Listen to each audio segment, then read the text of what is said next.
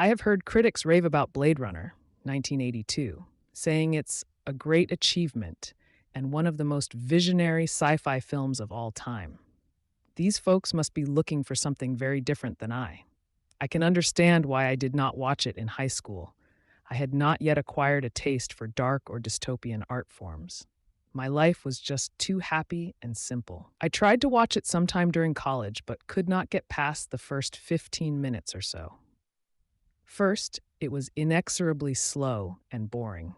I'm not an action junkie, but I could not seem to find anything to draw me into the story. Well, lo and behold, in order to blog about it, I viewed the theatrical cut in its entirety, which happened to be available on Netflix.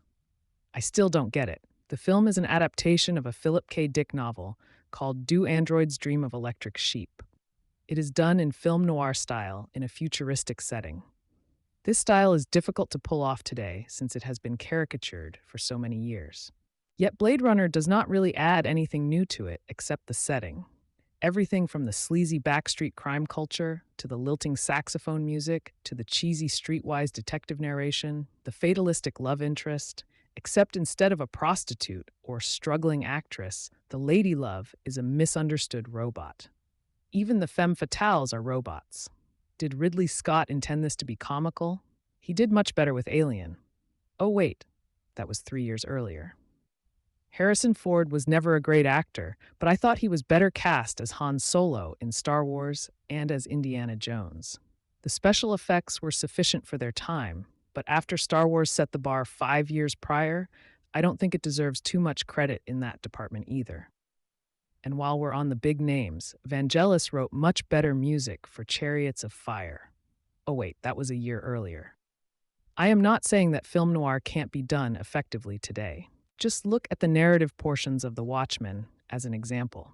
But the key is that you need a real story to back it up. Watchmen starts with a murder mystery and leads up to a full-fledged evil plot to conquer the world, etc. In Blade Runner, there's no real plot, no murder mystery, no twists of fate, just a cop trying to kill off the riffraff. The point seems to be to just revel in all things strange and grotesque. Some people point to the exploration of how an android would deal with the prospect of its own immortality as a highlight. The first film that comes to my mind in that respect is 2001, with its treatment of HAL, the supercomputer, so the concept is not new. Since that theme is an important part of Dick's novel, I'll bet it is treated more skillfully on paper. But let's face it, the credit in that respect goes to Dick, not the film. I do, however, give credit to Rutger Hauer, who played the replicant leader. He really captured the strange juxtaposition of the rage of a man sentenced to death with the confusion and innocence of a 4-year-old child. Of course, Scott released a director's cut that eliminated the narration by Ford, which he had never wanted in the first place, but the studios insisted upon. I imagine that would be a definite improvement.